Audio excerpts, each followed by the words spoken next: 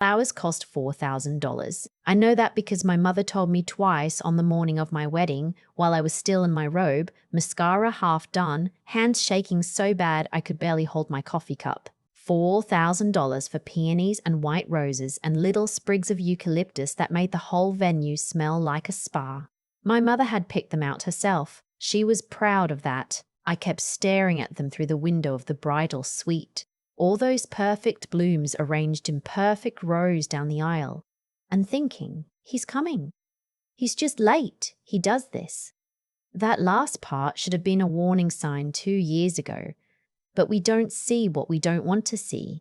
His name was Caleb. We'd been together for almost 4 years, engaged for 14 months. He worked in commercial real estate, which meant he wore nice suits and talked about square footage like it was poetry.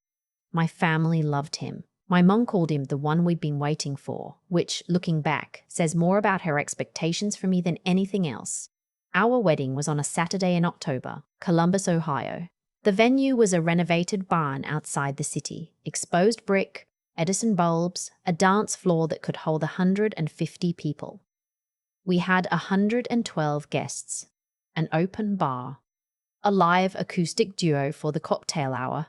The food alone had taken 3 months of tastings to decide. I was 31 years old, standing in a white dress, and I had never felt more certain that my life was exactly on track. At 11:45 that morning, 15 minutes before I was supposed to walk down the aisle, my maid of honor knocked on the door of the bridal suite. I thought she was coming to fix my veil. She had that look on her face, the one people wear when they're about to say something they've rehearsed. "He's not here yet," she said. I told her he was probably stuck in traffic from the hotel. He'd stayed the night before with his groomsmen in a suite downtown. Normal. Totally normal. "Babe," she said, "it's been 45 minutes since anyone heard from him." The room went quiet in a way that had nothing to do with noise. I picked up my phone. 6 texts to Caleb, unanswered. 2 calls straight to voicemail. I tried his best man next. He picked up on the second ring, and the first thing he said was, "I'm so sorry." Not hello, not he's on his way. Just, "I'm so sorry." Caleb had left the hotel at 9 that morning, alone. He'd told his best man he needed to clear his head. That was the last anyone saw of him. By 12:15, the officiant had quietly suggested we ask guests to take their seats and wait just a little longer. I was still in the bridal suite. I couldn't move. My mother was crying into a handkerchief. My younger sister was on the phone with someone, her voice low and clipped, doing the thing she does when she's furious, but trying to stay functional. My father had gone outside to make calls. I sat in front of the mirror in my $4,000 flower wedding and thought about how I'd ironed Caleb's dress shirt the night before, how I'd picked up his dry-cleaned suit from the tailor because he kept forgetting, how I'd made every single decision about this wedding, every single one, and told myself it was because I had good taste, not because he didn't care enough to try. At 12:40, my phone lit up with a text from an unknown number. It said, "I need some time. I'm sorry. I can't explain right now. Please don't try to find me." I read it 3 times before I understood it was from him. He texted from a different phone. He hadn't even had the courage to use his own number. My maid of honor saw my face and took the phone from my hand. She read it. She put it down on the vanity very carefully, the way you set down something fragile. Then she sat next to me, and neither of us said anything for a long time. Downstairs, 112 people were waiting. My father came back inside.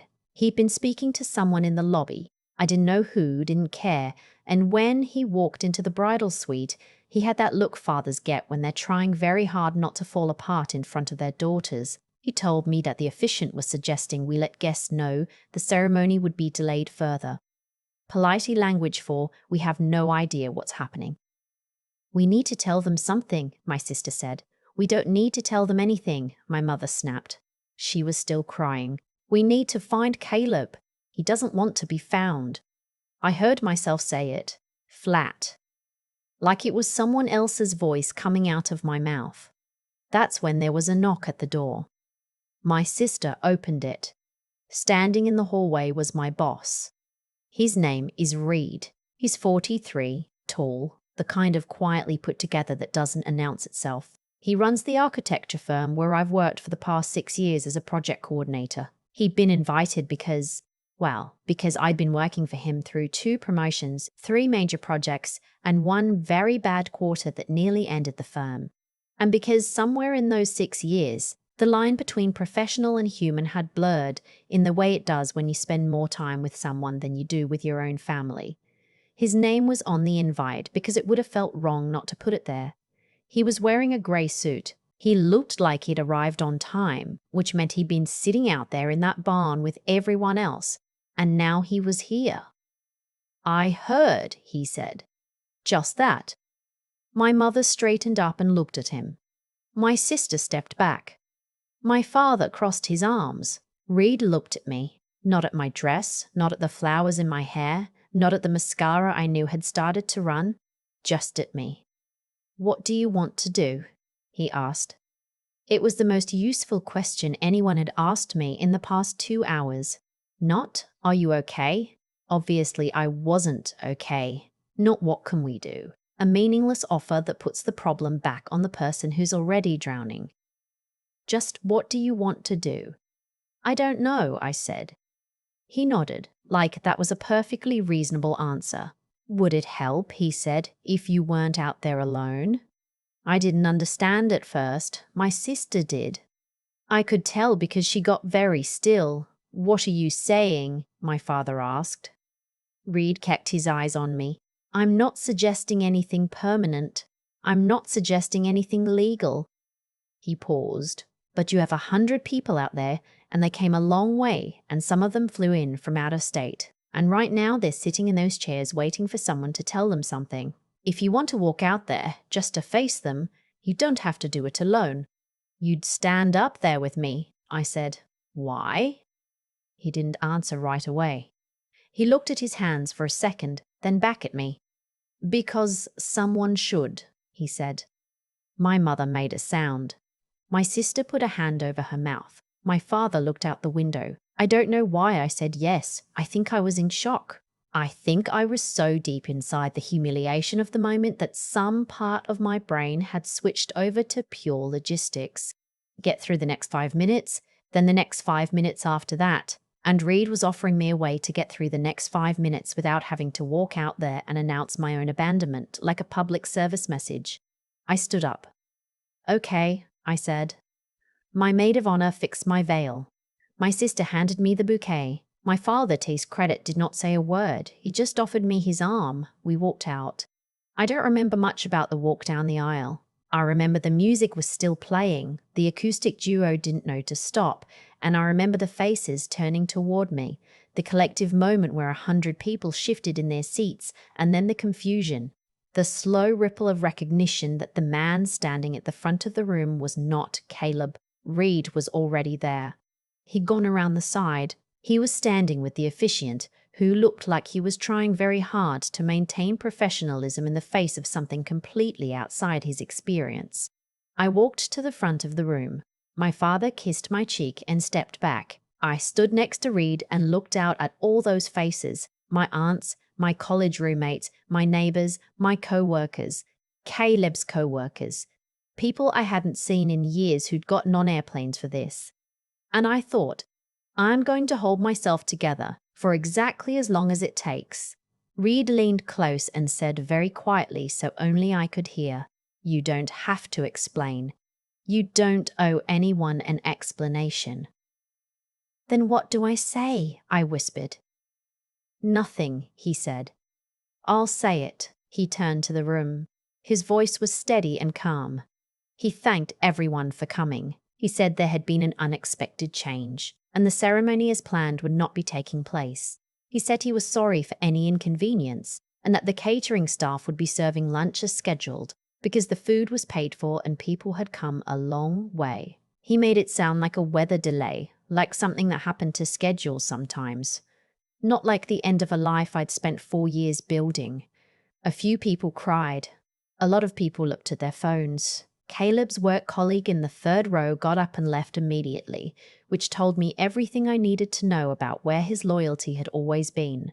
My aunt from Pittsburgh mouthed "I love you" at me across the room. I sat through lunch, I don't know how.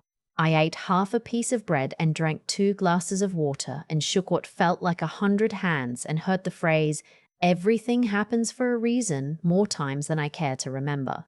Reed stayed the entire time.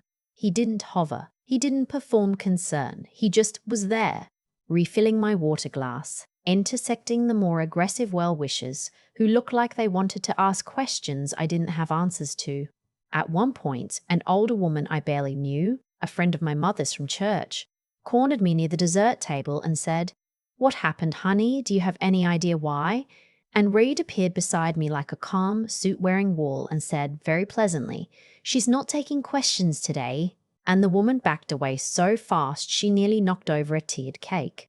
At 4 in the afternoon, when the last guests had finally gone, I was sitting in a chair in the empty barn with my shoes off and my veil somewhere on the floor behind me. The catering team was clearing tables. The acoustic duo had packed up hours ago. My mother had gone back to the hotel with my aunts. My father had hugged me for a long time and then taken my sister to go pick up my nephews from the babysitter. Reed was the only one still there. He sat down in the chair across from me. He'd taken off his jacket. He looked tired in a human, real way that I hadn't seen from him much at work, where he's always the most composed person in any room. "You want to talk?" he said. "Not yet," I said. "Okay." We sat there in the silence of an empty barn that smelled like eucalyptus and expensive candles. Outside, the October light was going gold and long. I could hear the catering staff talking in low voices somewhere near the kitchen. After a while, I said, "Did you know that he was going to do this?" Reed looked at me carefully. "No." "Did you suspect he might?" A pause. "I didn't think he deserved you. But I didn't think he'd do this." I looked at him. "That's a different thing to say." "I know. How long have you thought that?" He was quiet for a moment. He rubbed the back of his neck, a thing he does at work when he's about to say something he's been sitting on for a while. "Longer than I should have kept it to myself," he said. "I thought about the past 6 years, the late nights on project deadlines, the time I'd cried in the parking garage after a client meeting went sideways and he'd handed me his pocket square without a word, the way he'd always known when I needed a direct answer and when I needed someone to just sit across from me and not say anything. The way I'd always told myself it was just professional respect, just mentorship, just proximity. Why didn't you say anything?" I asked. "You were with someone," he said, "and then you were engaged, and it wasn't my place. And now," he met my eyes. "Now is a terrible time to have this conversation." "I know," I said, "but I'm also aware," he said slowly, "that I drove 2 hours to get to this wedding and I'm still here 6 hours later and I haven't eaten anything and I stayed because I couldn't make myself leave." I looked at him for a long time. Outside, the sun was finishing its descent. A catering staff member walked through carrying a folded tablecloth, glanced at us and kept going. "I can't feel anything right now," I said. "I want you to know that, whatever I'm looking at when I look at you. I genuinely cannot process it today." "I know," he said, "but I'm glad you stayed." "I know," he said again, softer this time. We drove back to the city in separate cars. My mother wanted me to stay at her house, but I couldn't face the well-meaning questions that would start at 6 in the morning and probably not stop until Thanksgiving. I went back to my own apartment. I had an overnight bag packed for a honeymoon that wasn't happening anymore, a trip to Portugal that I had, of course, organized almost entirely myself. I put the bag in the closet and didn't look at it. Caleb texted me 3 days later. A long text from his regular number this time. He said he was sorry. He said he'd had a panic attack in the car on the way to the venue. He said he'd realized he wasn't ready. He said he'd wanted to be ready, but that he couldn't go through with it. He did not say where he'd been for 3 days. He did not say he had ever really wanted to marry me in the first place. I read it once. Then I screenshotted it and sent it to my sister, who responded with 3 words I won't repeat here, but that were deeply satisfying to read. I didn't respond to Caleb. My lawyer handled the logistics. There were some shared expenses to sort out, some deposits that had been in his name. It didn't fight any of it. He disappeared back into the city, and I've seen his name exactly once since then, on a mutual acquaintance's Instagram, at what looked like a bar. He was smiling. I felt nothing. That surprised me. What surprised me more was what I felt at work. I'd taken 2 weeks off. When I came back, it was a Monday morning in November, and I wore my good blazer because getting dressed properly is something I do when I need to feel like a person again. I came in early, before most of the team. The office smelled like coffee and printer toner. The windows faced east, and the morning light was coming in sideways and cold. Reed was already there. He was in his office with the glass wall, looking at project plans spread across his desk, and he looked up when I walked past. He didn't make a big thing of it, he just nodded, once. Like, you're here. Good. I sat at my desk, I opened my email, I started working. An hour later, he came out and put a coffee on the corner of my desk. No card, no note. Just the coffee, in the mug from the cafe downstairs that I always order from when I remember to treat myself. He walked back to his office without saying anything. That was the moment I understood something I hadn't let myself look at directly before. Not because I was in shock or grief or processing, just because I finally could. We had lunch together the following Friday. Nothing planned. He walked by my desk at noon and said, "I'm going to that Thai place," in the tone of someone reporting a fact, not extending an invitation. I grabbed my coat. We talked about work for the first half. The second half, over what were genuinely excellent spring rolls, we didn't talk about work at all. He told me about growing up in a small town in Kentucky. I told him about my grandmother, who died 2 years ago and who I still missed in unexpected moments. He told me about a project he'd wanted to pursue for years that had never found the right timing. I told him about Portugal and how I'd started wondering if I should just go anyway, alone. "You should," he said. "Go. It was supposed to be a honeymoon." "Then make it something else," he said. "Go and make it yours." I did. I went in February, alone, with a carry-on and a list of restaurants my coworker had given me. I walked through Lisbon in the early mornings when it was cold and quiet and the light came off the water in a way that made me understand why people move there. I cried once at a restaurant on my third night, for reasons I still can't fully explain, and then I ordered dessert and felt better. I sent Reed a photo of the view from my Airbnb balcony. He replied, "Go back inside. It's February." I laughed for the first time in weeks. When I came home, things were different in the way that things are different when the world hasn't changed but you have. I was quieter, less apologetic, better at knowing what I actually wanted, as opposed to what I thought was expected of me. Reed and I had dinner, a real dinner, not lunch, not a work thing, in March. He picked the restaurant, which I noticed because he's usually the type to say wherever you want. It was Italian, quiet, candlelit in a way that could have felt pointed but didn't. Or maybe it did, and I was finally ready for that. He told me that night that he'd known for longer than was professionally comfortable that his feelings for me were not strictly professional. "Why didn't you do anything about it?" I asked. "You were happy," he said, "or you seemed happy. And my job wasn't to disrupt that. And now I'd like to take you to dinner more often," he said, "if that's something you'd want." I thought about the barn. The empty chairs, the peonies nobody wanted at the end of the night, the way Reed had stood next to me in front of 100 people and made something humiliating feel, somehow, survivable. "Yes," I said, "I'd want that." We've been together for 7 months now. It's not the story I thought I was writing when I was 28 and making 5-year plans that involved a specific timeline and a specific type of person and a very specific image of what a good life was supposed to look like. But I've learned, slowly and sometimes painfully, that the plans we make from a place of fear look a lot like certainty from the inside, and that the things we don't let ourselves want have a way of waiting. The day Caleb didn't show up is the worst day I've had. It's also, somehow, the day that rearranged everything. I still think about those flowers sometimes. $4,000. White peonies, eucalyptus, pale roses. They were beautiful. They were also just flowers, and they wilted by Sunday morning either way, and the world kept going, and so did I.